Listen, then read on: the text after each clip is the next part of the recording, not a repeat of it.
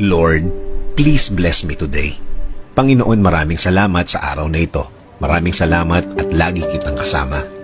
Kaya nagiging safe ang lahat. Kaya nagiging magaan ang lahat. Patuloy niyo po akong samahan sa araw na ito. Panginoon, kailangan ko po ng inyong biyaya ngayon. Kailangan ko po ng blessings niyo sa araw na ito.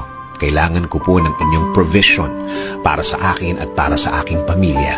Para sa malaking tulong niyo sa akin, Lord. Sa mga nagdaang mga araw, naging mabigat ang aking mga araw. Naging lito at di ko na naman alam ang aking gagawin, Lord. Pero alam ko, magiging okay na naman ang lahat.